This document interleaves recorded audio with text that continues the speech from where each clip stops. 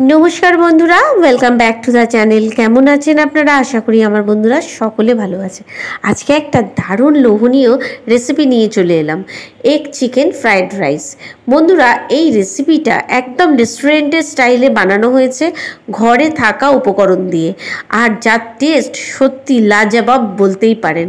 এই রেসিপিটা বানালে কিন্তু বারবার রিকোয়েস্ট আসবে এই রেসিপিটা বানিয়ে দেওয়ার জন্য।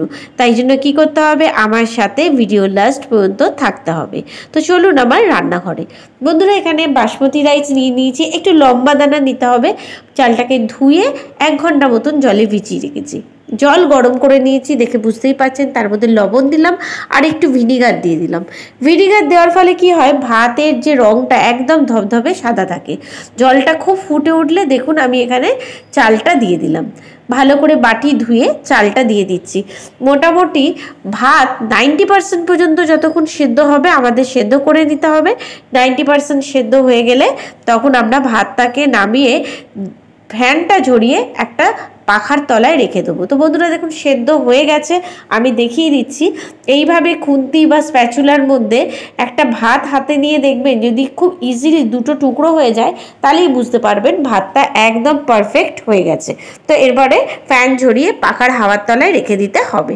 তো এরপর যে উপকরণগুলো লাগবে সেগুলো জোগাড় করে ফেলি।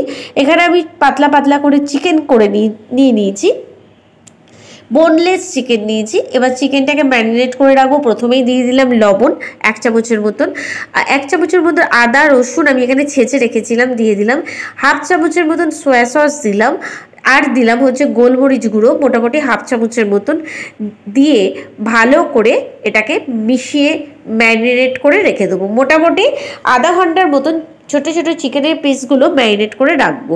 তো বন্ধুরা, এরপর কড়া বসিয়ে দেবো। যে কড়াতে আমি ফ্রাইড রাইসটা বানাবো, প্রথমেই দিয়ে দিলাম সাদা তেল। অবশ্যই সাদা তেলেই রান্না করতে হবে। এরপরে চিকেনগুলো প্রথমে দিয়ে দেবো। চিকেনগুলো দিয়ে ভালো করে নাড়াচাড়া করে নেবো। যেহেতু এই যে চাইনিজ রান্না বন্ধুরা, সেই জন্য আমরা চেষ্টা করব ফ্লেমটা একটু হাই ফ্লেমে রেখে রান্নাটা করার। চিকেনগুলো ভাজা হয়ে যাওয়ার পর আমি এখানে 2টো ডিম দিয়েছি। আপনার বাড়িতে জনসংখ্যা হিসাবে, লোক সংখ্যা হিসাবে অথবা চালের পরিমাণ হিসাবে ডিমটা নেবেন। আমি 4 জনের হিসাবে ফ্রাইড রাইসটা বানাচ্ছি, সেই হিসাবে আমি এখানে 2টো ডিম নিলাম। দিয়ে পরিমাণ মতো লবণ দেবো আর দিয়ে দেবো একটুখানি গোলমরিচ গুঁড়ো দিয়ে ভালো করে ডিমটাকে ভেজে নেবো। ডিমটাকে ভেজে আলাদা পাত্রে তুলে রাখবো। এক্ষেত্রে বন্ধুরা একটা কথা বলি, এই দুটো ভাজা হয়ে যাওয়ার পর তেলের মধ্যে আমি কুচিয়ে রেখেছিলাম পেঁয়াজ, আদা, রসুন স্কিপ হয়ে গেছে, আর কাঁচা লঙ্কা, ওইগুলো কিন্তু তেলের মধ্যে প্রথমে দিতে হবে। একদম হাই ফ্লেমে ভালো করে ভাজতে হবে। কালারটা একটু চেঞ্জ হয়ে গেলেই ডুমো করে কেটে রেখেছিলাম গাজর আর বিনস, সেই গাজর বিনস দিয়ে দিলাম। আর লাস্টে দিলাম ছোট ছোট করে কেটে রেখেছিলাম ক্যাপসিকাম। পেঁয়াজ শাক বা পেঁয়াজ গাছ অ্যাভেলেবেল নেই আমার কাছে, সেই কারণে কিন্তু আমি পেঁয়াজটা কুচিয়ে দিয়েছি। এরপরে ভালো করে হাই ফ্লেমে প্রত্যেকটা ভেজিটেবলস ভালো করে ফ্রাই করে নিতে হবে। মোটামুটি বেশিক্ষণ না। আমরা দেখেছি যে রেস্টুরেন্টে যে আমরা ফ্রাইড রাইসটা খাই তাতে ভেজিটেবলসগুলো একটু কাঁচা কাঁচা থাকে, সেই রকম মিনিট 5 হাই ফ্লেমে ভেজে নেওয়ার পর আমি ভাতগুলো দেখুন দিয়ে দিচ্ছি। ভাতগুলো কতটা ঝরঝরে হয়েছে দেখেই বুঝতে পারছেন। যতটা ভাত আমি রান্না করেছিলাম পুরো ভাতটাই এখানে দিয়ে দেবো।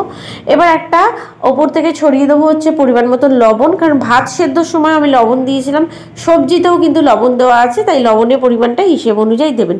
আর দিয়ে দেবো সোয়া সস, আর একটু দেবো হচ্ছে ভিনিগার। আর যেহেতু সোয়া সস বা ভিনিগারের মধ্যে লবণের পরিমাণ বেশি থাকে, সেই জন্য বারবার বলছি বন্ধুরা, লবণটা আপনারা চেক করে দেবেন। এরপর ওপর থেকে ছড়িয়ে দেবো হচ্ছে ব্ল্যাক পেপার বা মরিচ গুঁড়ো। তারপরে আমি এখানে দেখুন একটু চওড়া মাপের স্প্যাচুলা নিয়ে নিয়েছি। সেই রকম স্প্যাচুলা নিলে জাস্ট হালকা করে করে, যাতে চালগুলো ভেঙে না যায় সেদিকে খেয়াল রাখতে হবে। জাস্ট একটু ওপর নিচ করে দিতে হবে, একটু ঝরঝর করে ঝরঝরিয়ে। যেমন দেখুন আমি দেখাচ্ছি, একদম হালকাভাবে ভাতগুলো ঝরে ঝরে পড়ছে, দেখে আপনারা বুঝতেই পারছেন। এইভাবে কিন্তু প্রত্যেকটা জিনিস মিশিয়ে নিতে হবে। তারপরে চিকেন আর ডিমটা যে ভেজে রেখেছিলাম সেটাও উপর দিয়ে ছড়িয়ে দেবো।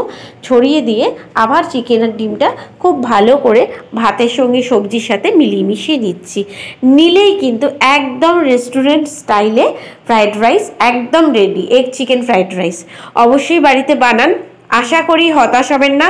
পদ্ধতিগুলো একটু অবলম্বন করলেই কিন্তু পারফেক্ট ফ্রাইড রাইস বানানো যায়। এই তো আমি সার্ভিং বলে সার্ভ করে নিয়েছি, এখান থেকেই আমার পরিবারের সকলকে দিয়েছি খেতে। প্রত্যেকে অত্যন্ত ভালো বলেছে, সার্টিফিকেট আমাকে দিয়েছে, প্রচণ্ড ভালো হয়েছে। অবশ্যই বাড়িতে আপনারা বানান, আশা করি হতাশ হবেন না। আর রেসিপিটা আজকের কেমন লাগলো অবশ্যই কমেন্ট বক্সে কমেন্ট করে জানাবেন। তো আজকের মতন বন্ধুরা বিদায় নিই, আবার নতুন কোনো ভিডিওর সাথে আমি আপনাদের বন্ধু পিয়ালি ঠিক এসে হাজির হয়ে যাব আপনাদের সকলের সামনে। সকলে ভালো থাকবেন, সুস্থ থাকবেন, সাবধানে থাকবেন এই কামনা করে আজকের ভিডিও এখানেই শেষ করলাম। নমস্কার বন্ধুরা।